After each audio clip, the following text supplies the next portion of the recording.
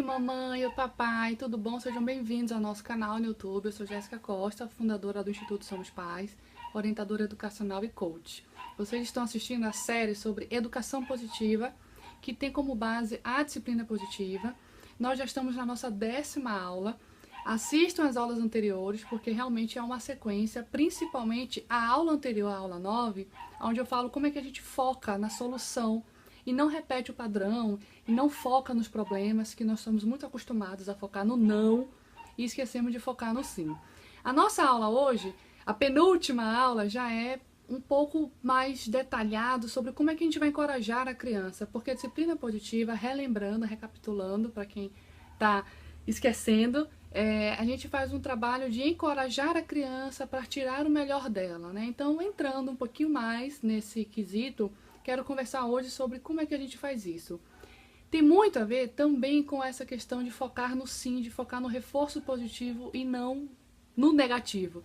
E não tá falando o que ela não deve fazer. Temos que falar sempre o que ela tem que fazer. E nós vamos trabalhar com a criança, vamos exercitar, vamos praticar com a criança muito acordo. Então, quando a gente faz um trabalho de encorajamento, primeiro nós temos que acreditar, primeiro que nós temos que permitir que isso aconteça. Tem uma desconstrução primeiro que tem que ser do pai e da mãe, né? O primeiro passo é essa desconstrução da educação que eu recebi, daquilo que eu recebi da minha família, do meio, a minha experiência. Eu preciso desconstruir para que depois eu permita um olhar diferente, para que eu preciso acreditar em algo novo.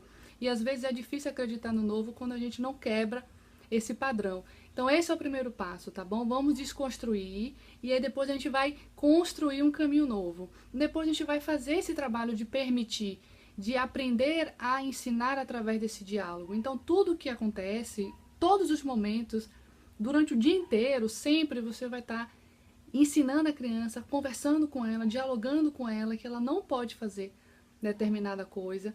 E não achem que o diálogo ele não ensina porque é muito suave, porque é muito delicado. Tem muitos pais que me perguntam, nossa, mas como é que o diálogo ensina, né?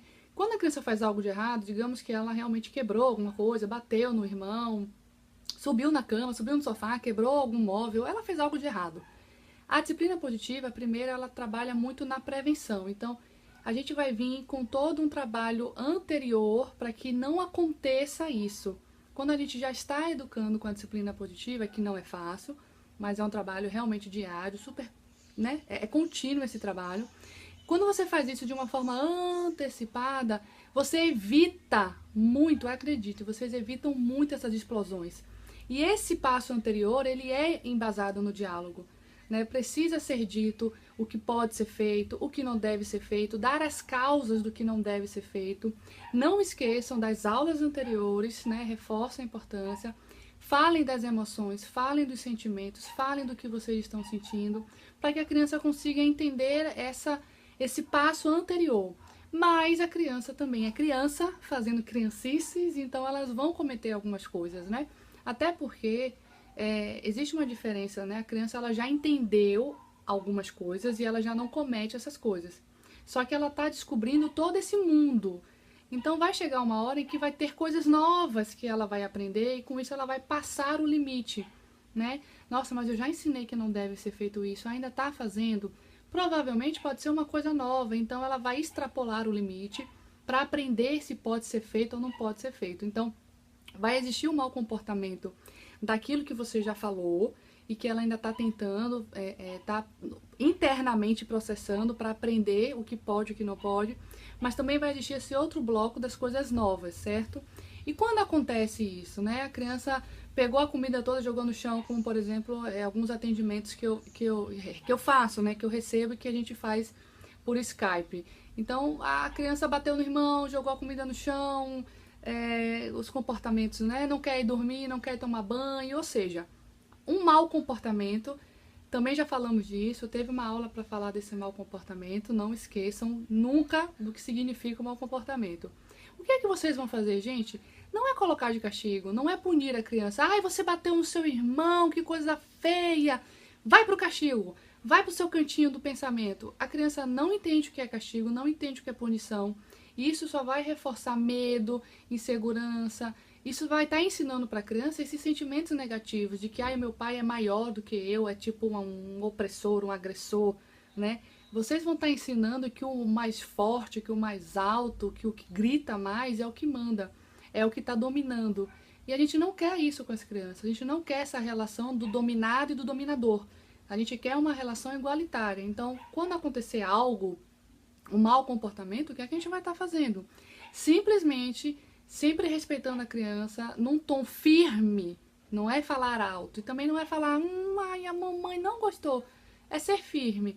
Então eu sempre falo, gente, se abaixem, conversem nos olhos da criança para tirar essa imagem, né? Aqui está o adulto o dominador e aqui está a criança o dominado. Então se abaixem para vocês conversarem de igual para igual. E aí você vai ser firme e vai ser gentil. E você vai falar, nossa, a mãe não gostou que você jogou a comida fora, porque comida é um bem sagrado, comida não é um brinquedo, a gente não pode fazer isso com a comida. Então agora, infelizmente, você vai ter que ficar até a sua próxima refeição sem comer. Ó, acabou.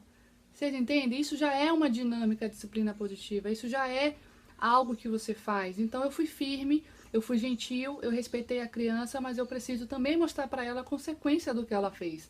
Quando bate no irmão, a gente precisa dar nome a esse sentimento. Nossa mãe fica muito triste com esse comportamento, porque não devemos bater nas pessoas. Nós temos que cuidar das pessoas, abraçar as pessoas, respeitar as pessoas. E aí você pode trazer um exemplo para você, né? Isso também é bem bacana. Você vê sua mãe batendo em alguém? Você vê o seu pai batendo em alguém? Percebam o quanto que a disciplina positiva também volta pra gente. Se por um acaso você bate no seu filho, se você bate no seu marido, se vocês têm algum tipo de relacionamento de agressão, você já não pode ser esse exemplo da disciplina positiva, né? Porque se você fala, você vê sua mãe batendo no seu irmão, aí vai falar, eu vejo você batendo, né? Algumas mães já me procuraram tristes até por isso, porque quando começam a prática do encorajamento, pode escutar isso do filho, mas você grita comigo, né? Então, um irmão tá gritando com o outro, ela fala, não grita com seu irmão, enfim, explica que não pode, aí eles falam, mas você grita com meu pai.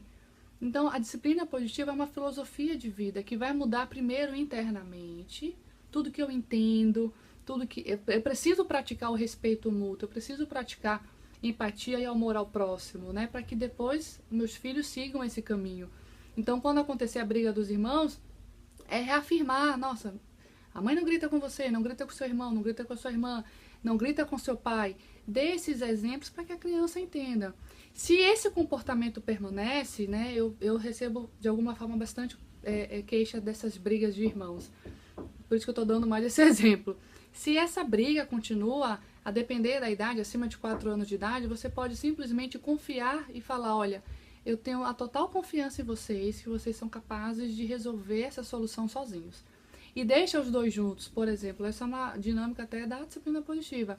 Vão deixar os dois juntos num cômodo e você vai sair, você vai falar, olha, vocês vão sair daqui quando vocês resolverem, eu tenho total confiança em vocês, reafirma, encoraja.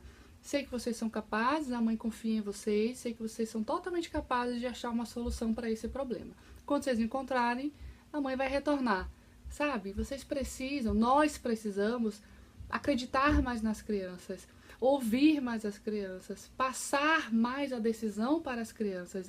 Isso antes de 4 anos? Não. Mas acima de 4 anos, isso já pode acontecer, né? A nossa última aula vai ser alguns exemplos, eu vou falar até mais sobre algumas dessas dinâmicas. Mas escuta do seu filho, porque se você entra com esse papel da dominadora, né, do dominador, e fala, vai um para um lado, vai um para o outro, eu não ensinei nenhuma habilidade, eu não ensinei nenhum conhecimento, nenhum comportamento, elas não entenderam o que elas estavam sentindo.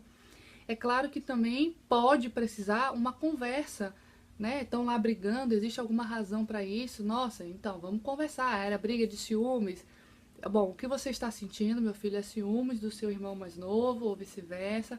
Por isso e isso, mas não precisa ter ciúmes e tal, tal, tal. É preciso às vezes, né, ou quase sempre até, conversar, falar sobre o que está acontecendo, falar sobre aquele momento e o que aquele momento causou na criança de sentimento.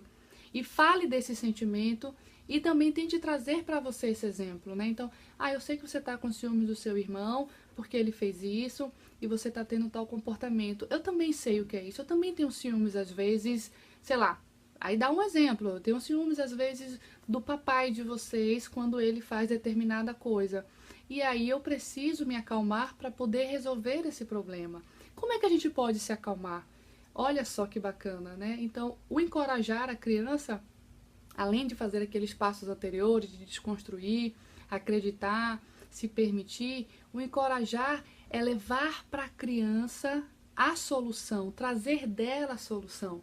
Então a briga era por ciúmes, eu falei do que é ciúmes, eu dei nomes aos sentimentos, eu fiz uma conexão com a criança, isso é importantíssimo, sempre. Que é aquela questão de se abaixar, de falar nos olhos, façam sempre conexão com a criança. E coloca para ela uma solução. Nossa, eu sei que isso está acontecendo por isso, o que é que a gente pode fazer para não acontecer de novo? O que é que vocês acham que a mãe pode fazer para não ter mais ciúmes do papai quando acontecer determinada situação? E deixem as crianças pensarem a respeito, deixem as crianças trazer a solução. Isso é encorajar, é levar para ela uma coisa e deixar que ela pense nessa coisa, falando das emoções, falando o que ela está sentindo, dando exemplos do que ela está sentindo, mostrando que você está sendo empática, que você entende aquela dor, que você entende aquela cena, aqueles ciúmes, aquele comportamento, aquela emoção. Se coloca no lugar da criança, traz para você um exemplo, por exemplo, né? Coloca uma situação quando você era criança ou você na sua vida adulta. Quando as crianças passam por frustrações, que seja por um chocolate negado, isso gera um sentimento muito forte. Eles ficam muito inquietos, muito nervosos. Traz para você isso. Nossa, a mãe no trabalho também já passou por isso, porque me negaram tal coisa e aí a mãe fez isso. Então, é envolver a criança no contexto da história, mostrar que você entende, se colocar também à disposição, se colocar também como parte daquela dor e juntos acharem a solução. Isso é o encorajamento, é achar a solução junto. Você já sabe a diferença de educar com foco na solução, do vídeo anterior. Então, busquem juntos esse encorajamento. Espero que vocês tenham gostado, gente. Curta aqui o vídeo, comente. Eu adoro responder, adoro ler. Posso demorar, mas eu respondo todos os comentários. Compartilhe para que as pessoas tenham acesso. Marquem os amigos de vocês, as famílias que vocês conhecem, que pode se beneficiar com esse conteúdo, de toda a série, na verdade, né, da disciplina positiva. E as nossas redes sociais, para quem não conhece, o Facebook e o Instagram também é o Instituto Somos Pais. Toda terça-feira eu tô ao vivo lá no Instagram, gente, 9 horas da noite. E toda quinta-feira eu tô ao vivo no Facebook, 9 horas da noite, tá? No Instagram eu tiro dúvidas do nosso papo aqui. Então pode tirar dúvidas ao vivo comigo lá no Instagram, terça-feira, 9 horas. E no Face eu trago mais um tema da educação infantil. Vejo vocês no próximo domingo, gente. Fiquem com Deus, sabedoria e paz. Tchau, tchau.